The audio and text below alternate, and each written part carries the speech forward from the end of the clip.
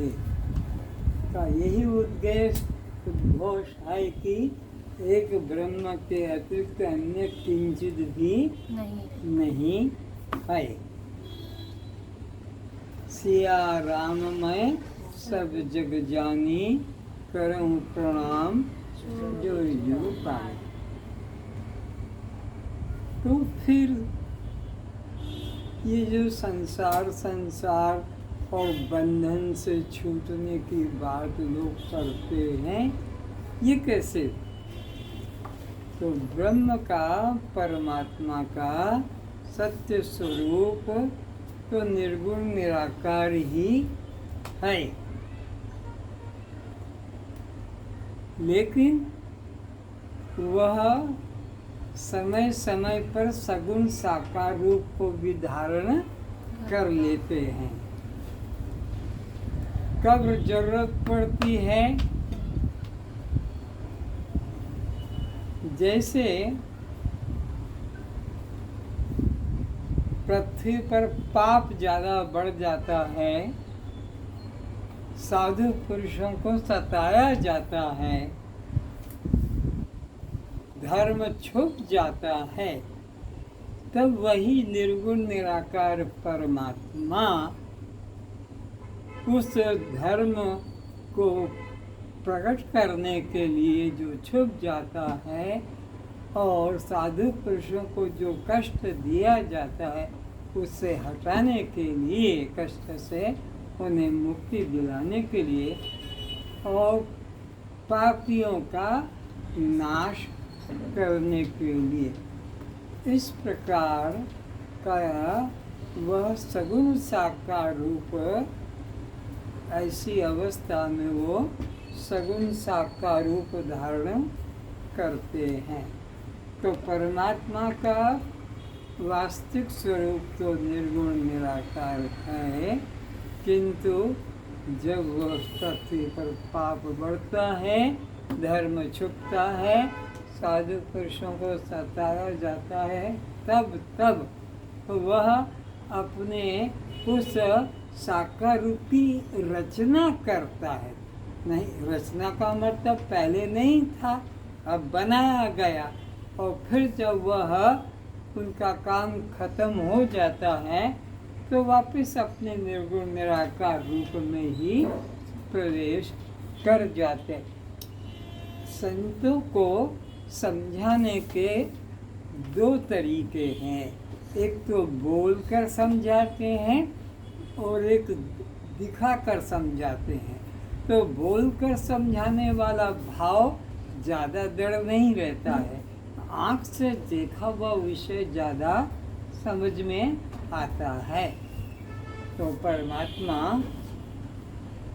अपने साकार रूप की रचना बार बार करता है, क्योंकि बार बार पृथ्वी पर यह पाप बढ़ता है, धर्म छुटता है, साधु पुरुषों को सताया जाता है, तब उनको आना पड़ता है। इसको आपको क्लास के अंदर ओम के अंदर से ही राम निकल कर आते हैं, ओम छुप जाता है, फिर संसार का काम हो गया, फिर वापस राम उसी अपने ओम यानी निर्गुण निराकार में प्रवेश अपने घर में आ जाते हैं।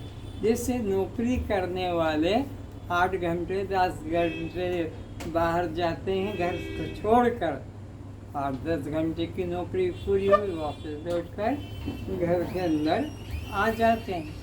तो वो परमात्मा कभी राम रूप में, कभी श्याम के रूप में, कभी विष्णु के रूप में, कभी और इसी तरह ब्रह्मा आदि के रूप में बदल कर आते हैं। पर वो जो उनका निर्गुण निराकार रूप है, वह सनातन सत्य स्वरूप है, वो सदा वैसा ही रहता है। तो अब विषय है कि यह संसार कहाँ है जिसे हम ढूंढ रहे हैं। तो वास्तव में तो परमात्मा का एक ही रूप है, सत्य स्वरूप सनातन है। वहाँ संसार भी नहीं है, बंधन भी नहीं है, बस एक सत्य परमात्मा ही है। तो आगे शास्त्रीय दृष्टि से समझाते हैं, पढ़ो। हे आत्मन, संसार अपनी उत्पत्ति से पूर्व क्या था? सत्य था, असत्य था या सत्यासत्य था? यदि कहो सत्य था तो सत्य की उत्पत्ति नाश नहीं होता। अब अगर तुमने पूछ लिया कि यह संसार पहले था, अभी है कि बाद में रहेगा, तो यदि आपने कहा कि सत्य था संसार, तो सत्य का कभी नाश नहीं होता ही नहीं है। और असत्य हो तो असत की तो उत्पत्ति होती ही नहीं, जैसे बंध्या स्त्री का पुत्र कहने को लेकिन है नहीं। तो जो है ही नहीं वह पैदा क्या होगा? इस तरह संसार की उत्पत्ति सिद्ध नहीं होगी।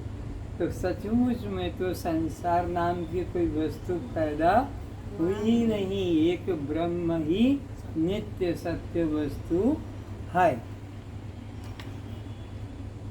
इस तरह संसार की उत्पत्ति सिद्ध नहीं होती। यदि कहो सत्य सत्य था, तो एक ही समय में साधक बाधक पदार्थ साथ कभी नहीं कहते। अगर कहो कि सत्य भी था और असत भी, तो एक साथ कोई भी वस्तु में साधक बाधक धर्म नहीं रहते हैं कि हम निराकार भी हैं और हम उसी वक्त पर साकार भी हैं। एक साथ दोनों चीज़ें कभी नहीं रहती है। इस तरह किसी भी प्रकार से संसार की उत्पत्ति सिद्ध नहीं होती है। लकड़ी जिस पर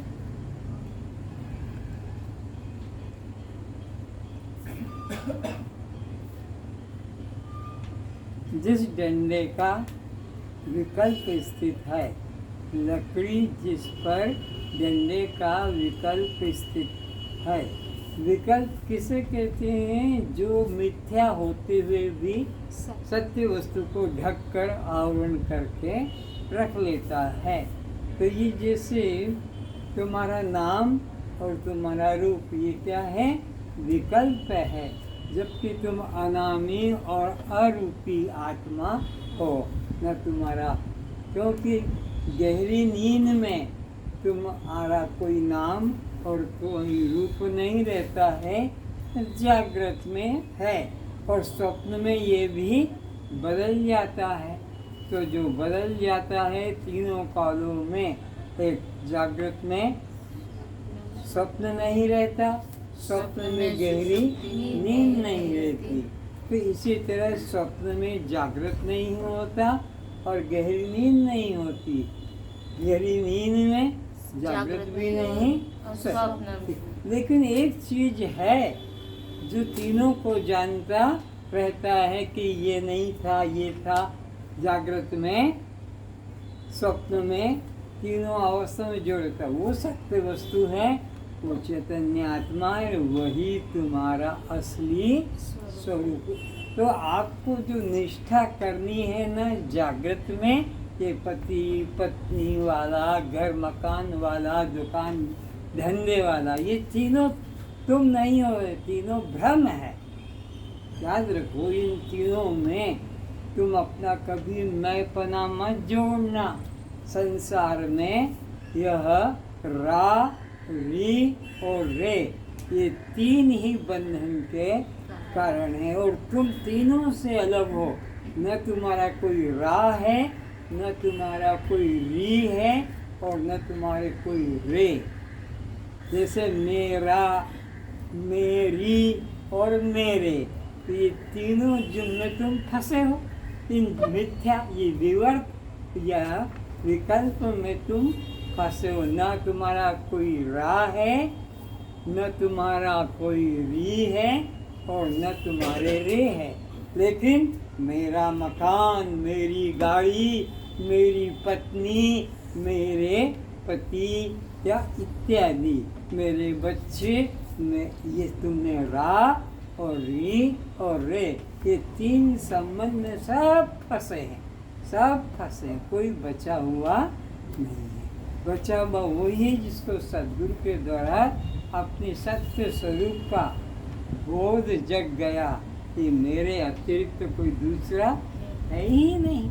तो इस तरह यह समझने की बात है। तो लकड़ी जिस पर डंडे का विकल्प स्थित है, अब यह लकड़ी विकल्प पृथ्वी पर स्थित है, पृथ्वी विकल्प जल पर स्थित है, जल यह विकल्प अग्नि पर स्थित है। यानी सत्य वस्तु को कैसे मिथ्या वस्तु ढक रही है। तो कहाँ से शुरू किया कि यह जो लकड़ी के द्वारा जो बना के रख दिया काट के, बोलिए तो डंडा है, लकड़ी है उसको कोई स्वीकार नहीं, डंडा है। इसी प्रकार अब यह विकल्प फिर कहाँ है, लकड़ी पृथ्वी पर है, पृथ्वी ने ही तो उसको आधार दिया। लकड़ी कहाँ, आकाश में तो होगी नहीं। फिर वह आकाश में भी स्थित जल, अगर उसको न मिले तो कुछ पैदा भी नहीं होगा। तो जल यह विकल्प कहाँ से आया, सूर्य की गर्मी से आया, अग्नि से आया। अग्नि विकल्प कहाँ से आई, वायु पर स्थित है। वायु कहाँ से आया, आकाश से आया। फिर इसी प्रकार आकाश के ऊपर विकल्प आधारभूत मैं आत्मा पर हुआ। ये किस पे हुआ, मैं आत्मा। अगर मैं आत्मा न होता तो आकाश कहाँ होता, आकाश न होता तो वायु भी न होती, वायु न होती तो तेज भी न होता, और तेज न होता तो वर्षा भी, और वर्षा न होती तो कोई अन्न भी पैदा नहीं होता। इस तरह करते करते ये सब विकल्प हुआ है। तब यह अंतिम निर्णय हुआ है कि यह संपूर्ण नाम रूपात्मक जितने भी चराचर पदार्थ या जीव हैं, सब विकल्पों का आधारभूत मैं आत्मा ही सत्य हूँ।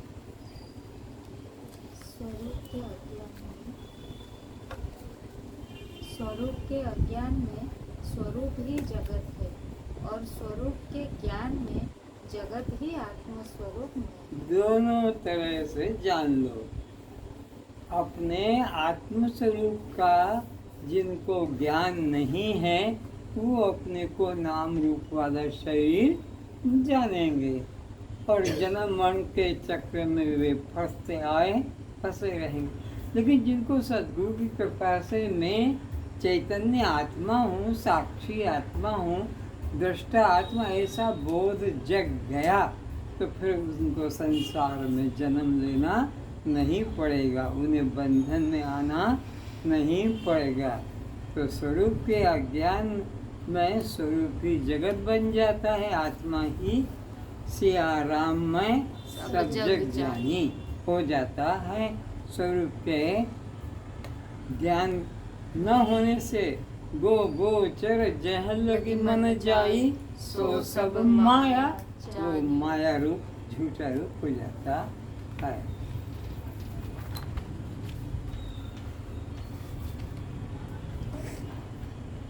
तो जब मैं था तब हरि नहीं, अब हरि है मैं नहीं। प्रेम गति अति सांकरी, प्रेम गली अति सांकरी, तामे द्वय न समाए। जब तक तुम्हारे अंदर हरि का भाव नहीं था, तब तक मैं मान रहे थे। अब अपने में हरि का, परमात्मा का भाव आ गया, तो अब मैं दो नहीं कि मैं हरि भी हूँ और मैं शरीर भी हूँ, ऐसा नहीं, एक ही तत्व है। इस नारायण तत्व पर अनंत विकल्प कर उन अस्तित्वहीन विकल्पों के सत्य को सत्य मान लिया गया है। विकल्पों को सत्य मान लिया गया है। बस यही संसार जो अस्तित्वहीन है। मैं आत्मा को ही मैंने माया संसार नाम दिया है, मान लिया है, संसार मान लिया है। यह जब तक न जाना जाएगा कि यहाँ एक मैं आत्मा के अतिरिक्त कुछ भी अन्य नहीं है, तब तक इस जीव को दुख से मुक्ति भी नहीं मिल सकेगी। दुख से मुक्ति भी नहीं मिल सकेगी। मैं आत्मा की कृपा से ही मैं का ज्ञान होता है। अतः जा पर कृपा आपकी होई, ता पर कृपा करे सब कोई। अरे अपने पर दया होनी चाहिए। जब तक अपने पर अपनी दया न होगी तब तक गुरु भगवान कुछ नहीं कर सकेंगे। भगवान गुरु उन्हीं पर कृपा करते हैं जो पहले अपने पर कृपा करेंगे। अपने पे क्या? अपने कल्याण की इच्छा जो अपने अंदर जगाएगा उन्हीं को फिर भगवान और गुरु सहयोग करेगा। और जिनको घर में कथा चल रही है और अंदर कोई सोया पड़ा है, अब वो भगवान क्या करेगा? गुरु क्या करेगा? भगवान गुरु तो उसी पर कृपा करते हैं जिनको अपने कल्याण की रुचि जगती है।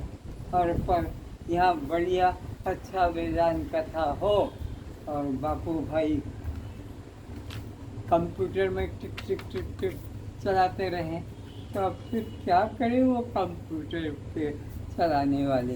हाँ, तो मैं रूप में विद्यमान मैं को जानो, अतः इस देह में छिपे जैसे ये मकान, तो ये मकान में रहने वाला खुद मकान नहीं, मकान से अलग है।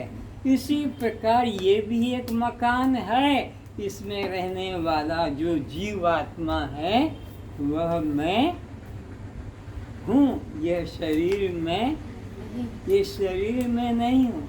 फिर उस जीव में भी रहने वाला एक और घुसा है, चैतन्य शिव आत्मा, वह मैं हूँ।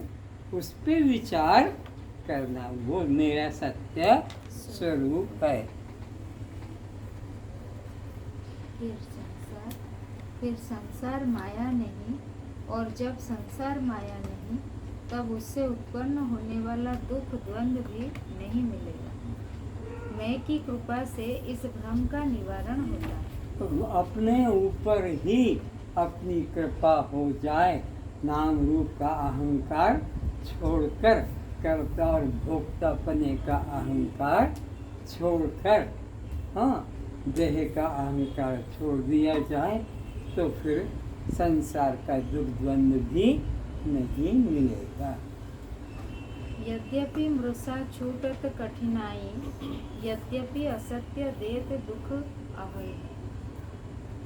यानी ये निश्चित हो गया है कि यह सब संसार झूठा है, पर इसी से सबको दुख हो रहा। झूठा है, इसी से दुख हो रहा है।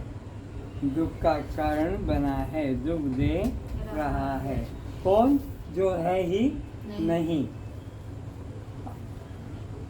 जासु कृपा अस भ्रम मिट जाई, अर्थात जिस सद्गुरु की कृपा से यह जगत के प्रति सत्यता एवं सुखरूपता का भ्रम मिट एक राम आत्मा का बोध हो जाता है, वही सद्गुरु श्री राम का साकार दर्शनीय रूप है। तो ये जगत के प्रति जिनको मन से सत्य की बुद्धि निकल जाए कि जगत सत्य सत्यता की बुद्धि मिट जाए, भ्रम मिट जाए जिसकी कृपा से, तो सद्गुरु की कृपा से ही, और किसी के कहने से ये मिटने वाला नहीं। तो सब उसी में फंसे, तो ये भ्रम मिट जाता, वही आत्माराम का बोध हो जाता है। सत्यता एवं सुखरूपता का इस जगत के प्रति दो भ्रम, सत्यता का और सुखरूपता का। न सत्य है और न इसमें आज तक किसी को न सुख की अनुभूति हुई। अगर हो जाती तो कोई भी सत्य को कभी खोजता ही, सुख की अनुभूति हो जाती तो कोई सुख को भी कहीं खोजता। लेकिन सभी लगे हैं मंदिर, माला, पूजा पाठ में, सभी लगे हैं औरत बच्चे खान पान में। सुख बुद्धि और सत्य बुद्धि दोनों इनको नहीं है। समझ रहे हैं ना? हमारी न परमात्मा के प्रति सत्य बुद्धि है, न सुख बुद्धि है। हमें तो संसार में ही सत्य बुद्धि और सुख बुद्धि रखती है। वही सद्गुरु श्री राम का ये सत्यता और सुखरूपता का भ्रम मिट एक राम आत्मा का बोध हो जाता है। वही सद्गुरु श्री राम का साकार दर्शनीय रूप, वही भगवान का साकार रूप दर्शन है। परम ब्रह्म राम तो व्यक्ति नहीं, शक्ति रूप सभी जीवों के अंदर ही नित्य विद्यमान है। वह मैं रूप से नित्य विद्यमान है, जिसे पाने के लिए किसी प्रकार साधन करने की आवश्यकता नहीं रहती है। कहाँ श्रद्धा जी भोजन? परम ब्रह्म गुरुदेव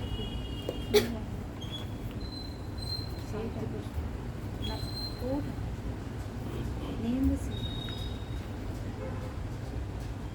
साधो एक साधो आप एक जग माही जी, आप एक जग माही जी। साधो आप एक जग माही जी, साधो आप एक जग माही जी, आप एक जग माही जी, आप एक जग माही जी, आप एक जग माही जी, आप एक जग माही जी। दूजा भ्रम स्वप्न सम जानो, दूजा भ्रम स्वप्न सम जानो, जो दर्पण में छाई जी, जो दर्पण में छाई जी। स्वप्न नगर दूजा भरम स्वप्न सम जानो, दूजा भरम स्वप्न सम जानो, दूजा ब्रह्म, दूजा भ्रम स्वप्न सम जानो, दूजा भ्रम स्वप्न सम जानो, जो दर्पण में छाई जी, जो दर्पण में छाई जी। जैसे आप दर्पण के सामने खड़े हो जाते हैं, अकेले घर में दर्पण टंगाए दर्पण के, तब आपको उस दर्पण में भी एक और आप ही दिखाई पड़ते हैं, पर वो दिखाई पड़ने वाला सत्य नहीं, सत्य का ही वह मिथ्या प्रतिबिंब कहलाता है। स्वप्न नगर को कल्पित जानो, स्वप्न नगर को कल्पित जानो, स्वप्न साक्षी है सत्य जी, स्वप्न साक्षी है सत्य जी। तो जैसे ये जागृत का संसार हमें दिखाई पड़ता है, ऐसा ही हमें स्वप्न का भी संसार दिखाई पड़ता है। जैसे इस जागृत संसार में हानि लाभ अपना पराया मित्र शत्रु सुख दुख प्रतीत होते हैं। ऐसे स्वप्न में भी वहाँ भी बहुत समुद्र है, बहुत हवाई जहाज है, बहुत बड़े बाजार, विराट संसार दिखाई पड़ता है। हानि लाभ भी, मान अपमान भी, सुख दुख भी, वहाँ पर भी जन्म मृत्यु दिखाई पड़ता है। शादी ब्याह वहाँ पर भी मारकाट दिखाई पड़ती है। लेकिन जब नींद टूट जाती है तो वहाँ कुछ भी सत्य नहीं रहता है। एक स्वप्न का दृष्टा मात्र ही सत्य है। स्वप्न नगर को कल्पित जानो, स्वप्न नगर को कल्पित जानो, स्वप्न साक्षी है सत्य जी, स्वप्न साक्षी है सत्य जी। तो फिर किसको हम सत्य जाने? वो जो स्वप्न में दिखाई पड़ा वो भी कल्पना है, और जागृत में जो दिखाई पड़ता है वो स्वप्न में जाकर रहता नहीं। तो फिर कौन सत्य है? तो जिसने इस जागृत को स्वप्न में परिवर्तन होते देखा और स्वप्न को गहरी नींद में जाते देखा और फिर वापस जागृत में आकर उन तीनों का वर्णन कर दिया। जिसने कि रात को मैंने ये स्वप्न देखा, उसके बाद गहरी नींद आई, तो ये जो तीनों अवस्थाओं का साक्षी था वही एकमात्र सत्य परमात्मा रूप तुम हो। जे स्वप्न नगर को कल्पित जानो, स्वप्न नगर को कल्पित जानो, स्वप्न साक्षी है सत्य जी, स्वप्न साक्षी है सत्य जी। तो कौन सत्य है? बोलो।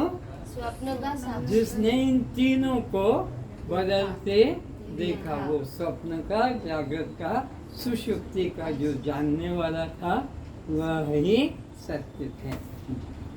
जैसे जल हिम फेन तरंगे, जैसे जल हिम फेन तरंगे, है जल वस्तु अभिन्न जी, है जल वस्तु अभिन्न तो जी। ये अनेकता की भी हमारे मन में भ्रांति हो रही है।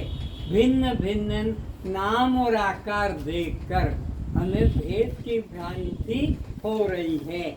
जैसे एक ही सूत धागा बन जाता है, धागे से फिर बुनाकर वो कपड़ा बन जाता है, फिर कपड़े में ही एक हम उसको चादर रूप दे देते हैं, एक गमछा रूप दे देते हैं, एक हम उसको घाघरा लुगड़ी या पैंट शर्ट धोती कुर्ता हम दे देते हैं, उसी को हम कफन भी कह देते हैं। एक ही वस्तु स्वर्ण, लेकिन उसी स्वर्ण को गले में डाल दी तो चैन कह दिया, अंगूठी में डाल दिया तो हमने रिंग अंगूठी कह दिया, ऐसे ही कान में डाल लिया तो टॉप्स नाम दे दिया, तो उसी में चूड़ी।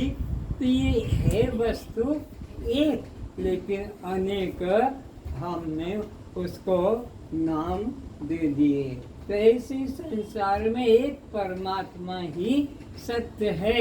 वही मनुष्य बन गया, वही पशु बन गया, वही पक्षी बन गया, कि वही कीट पतंग बन गया, कि वही सांप छछूंदर बन गया, कि वही देवी देवता बन गया, और वही मित्र और वही शत्रु बन गया, और वही जन्मने और मरने वाला भी वही बन जाता है। फिर वही वर्षा बन गया, वही सूरज तेज बन गया, और वही आपका आंधी तूफान से जल संसार के अंदर जो भी दिख रहा है वो परमात्मा के अलावा कुछ अन्य नहीं। चूड़ी चैन अंगूठी पायल, चूड़ी चैन अंगूठी पायल, नहीं स्वर्ण से भिन्न जी, नहीं स्वर्ण से जग माही जी, आप एक जग माही जी। वह सत्य वस्तु आप स्वयं एक ही हैं, अलग अलग नाम रूप देखकर उसमें भेद मत पाओ। ये बाप भी वही, माँ भी वही, पति भी वही, पत्नी भी वही, पुत्र भी वही, मित्र भी वही, हाथी घोड़ा भी वही और सांप बिच्छू भी वही। एक ही वस्तु ने अलग अलग नाम आकार धारण किए, इसलिए वो अलग अलग नहीं, एक ही सत्य है। अधिष्ठान से अध्यस्त वस्तु, अधिष्ठान से अध्यस्त वस्तु होती नहीं कभी भिन्न जी, होती नहीं कभी भिन्न जी। ये दो शब्द आते हैं, अधिष्ठान और अध्यस्त।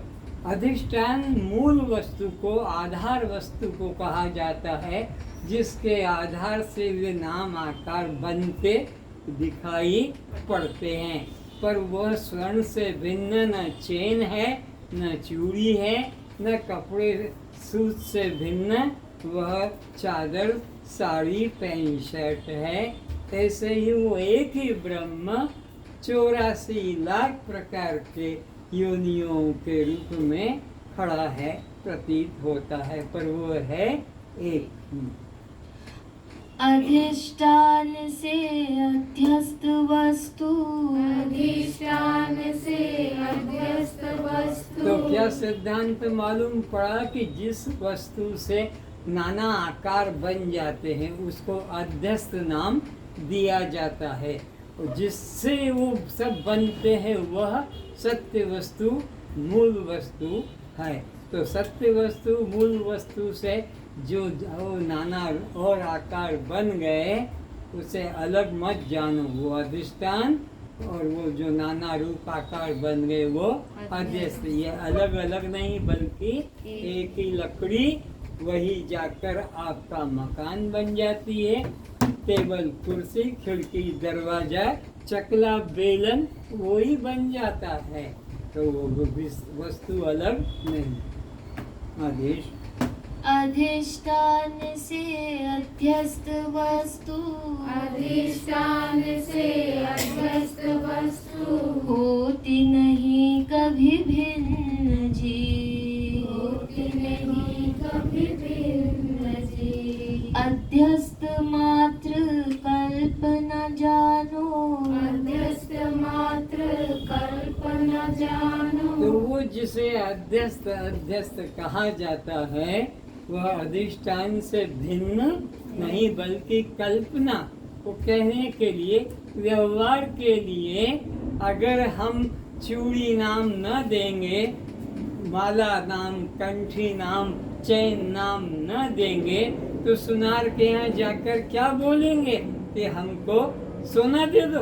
और सोना तो है, सुनार वह आपको सोने का ही अलंकारों के नाम से अपने नौकर, भाई वो चूड़ी का डब्बा लाओ, भाई वो नेकलेस का लाओ, वो अंगूठियों का वो लाओ, अलग अलग इशारा। और कोई बेचने आता है तो फिर सबको वह सोना का ही कीमत चुकाते हैं। चेन चूड़ी का अलग अलग दाम सुनार नहीं देगा कि चेन का दाम ज़्यादा, इस चूड़ी का दाम कम, नहीं, सब सोना ही है। तो ऐसे ही भाई अधिष्ठान को सत्य जानो और अध्यस्त को कल्पित मानो।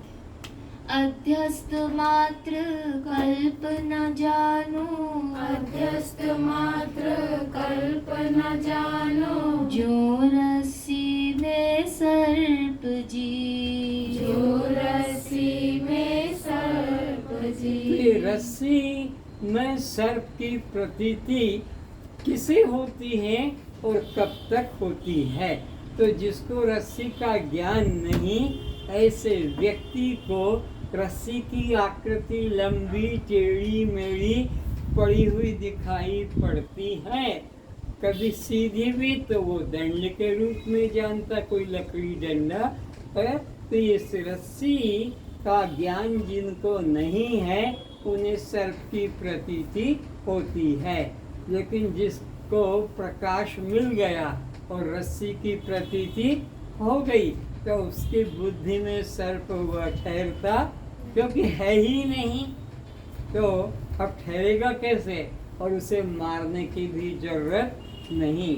रस्सी से परमात्मा को समझा जाए कि रस्सी के अज्ञान से हमें सर्प प्रतीत होता है और ज्ञान हो जाने से वो सर्प भ्रांति चली जाती। तो आत्म स्वरूप का अज्ञान होने से हमने अपने को देह मान लिया है।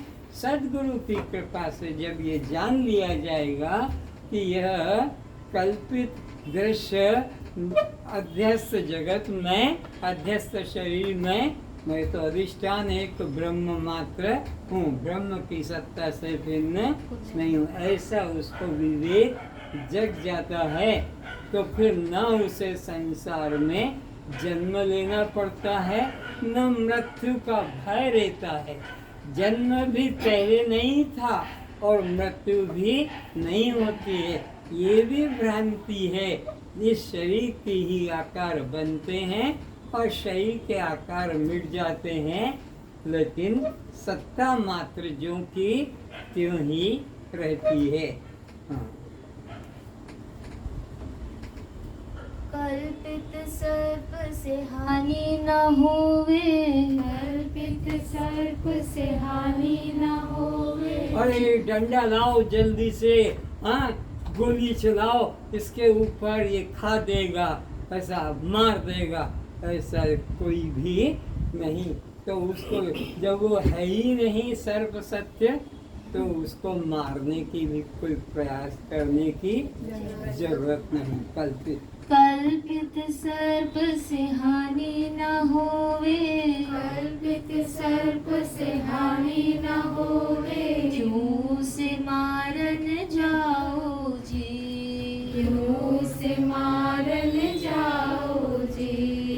अधिष्ठान रसी के दिखते, अधिष्ठान रसी के दिखते। अध्यस्त सर्प न सावत जी, अध्यस्त सर्प न सावत जी। आप एक जग माही जी, आप एक जग माही जी। आप एक जग माही जी, आप एक जग माही जी।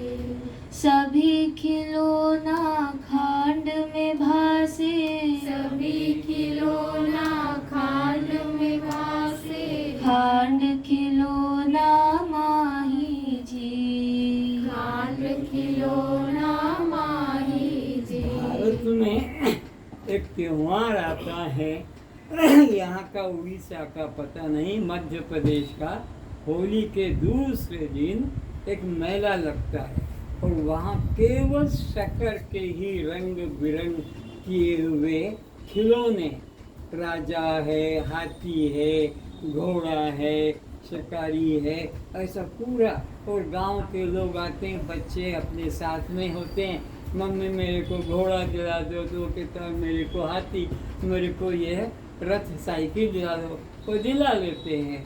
और घर आते हैं तो घर आते हैं, तेरा घोड़ा निकाल, मेरा घोड़ा निकाल। अब दोनों को, दोनों भाई बहन, वो घोड़ा उसने धक्का दिया, उसको टांग टूट गई।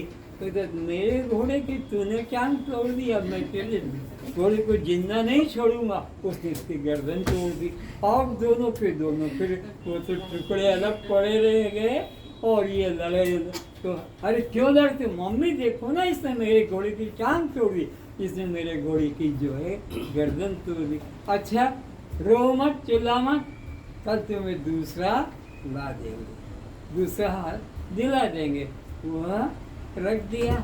अब सुबह उठते ही मम्मी चाय, कहते चाय तो आज नहीं बनेगी। क्यों नहीं बनेगी, हम तो रोज पीते हैं, आज भी हमें चाय दो। क्यों आज नहीं मिलेगी बेटा, कारण क्या है? बोले तू शक्कर नहीं घर में, नहीं तो हमको तो चाय पीना है। अच्छा तो तुम अपने घोड़े की गर्दन उसमें डाल दो और तुम घोड़े की टांग डाल दो, हम तुमको अभी चाय छान के, और देखो चाय बन भी गई। तो सभी खिलौना खांड में, सब खिलौने किससे बनते हैं? शरीर से। तो वो शक्कर से, तो फिर वो शक्कर कहाँ गई? बोलो उसमें घुस गई, खिलौनों में घुस गई। तो सभी खिलौना खांड के खांड खिलौना माई। ऐसे ही भाई ये सारा जगत ब्रह्म ही बना हुआ है और ब्रह्म ही इसमें घुसा हुआ है। ब्रह्म इससे भिन्न सत्ता मत जानो, उसे खोजने मत जाओ, परिश्रम मत करो। वो घोड़ा दोनों के दोनों शक्कर के ही है माँ की दृष्टि में, पर बच्चों की दृष्टि में तो वह भिन्न भिन्न है। आगे सभी खिलौना खांड में भासे, सभी खिलौना खांड में भासे, खांड खिलौना माही जी, खांड खिलौना माही जी। इस प्रकार इस दृष्टांत से क्या समझना है हमको कि सारा संसार जो दिखता है भिन्न भिन्न आकार वाला, सब एक ब्रह्म के अलावा दूसरा कुछ भी नहीं है। ब्रह्म ही मात्र सत्य है और वो सत्य ही ब्रह्म जगत के रूप में है।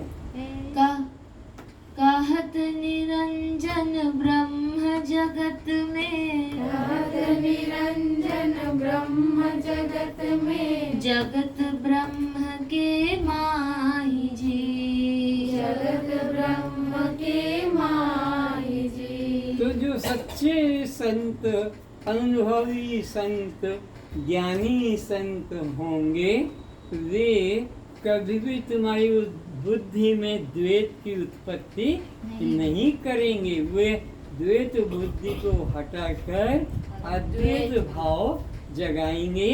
जैसे कि स्वर्ण के द्वारा अलंकार ये भिन्न नहीं, सूत के द्वारा कपड़ा भिन्न नहीं, लकड़ी के द्वारा घर मकान फर्नीचर अलग नहीं, ऐसे उस एक ही सत्य ब्रह्म से यह जगत प्रपंच या जगत तुमको भिन्न नहीं जानना चाहिए, बल्कि सिया राम में सब जग ज्ञानी करहु प्रणाम जोई जुग पानी। अपने दोनों हाथ को मिलाकर, अलग नहीं, मिलाकर और उनको श्रद्धा से नमस्कार करो। किस रूप में? राम रूप में। राम रूप से भिन्न कुछ भी नहीं है। तो ये जगत राम रूप ब्रह्म रूप है। इसलिए किसी से शत्रुता बिल्कुल मत रखना। धन जाए तो जाने दो, जमीन जाए तो जाने दो, रिश्ते टूटे तो टूटने दो, लेकिन शत्रु भाव, अपने से छोटा भाव कभी मत लाना, बल्कि ब्रह्म रूप ही जानो। यह तन साधु आप शरीर को क्या जानते? यह तन बुद्ध बन जाते हो तुमको, इतने बुद्ध की इतना साधु। इस काया का होता विनाश है, इस काया का होता विनाश है, तू तो साक्षी स्वयं प्रकाश है, तू तो साक्षी स्वयं प्रकाश है। इस काया का होता विनाश है, इस काया का होता विनाश है, तू तो साक्षी स्वयं प्रकाश है, तू तो साक्षी स्वयं प्रकाश है। पंचभूतों का तन विस्तारा, पंचभूतों का तन विस्तारा, तू तो दृष्टा है देखनहारा,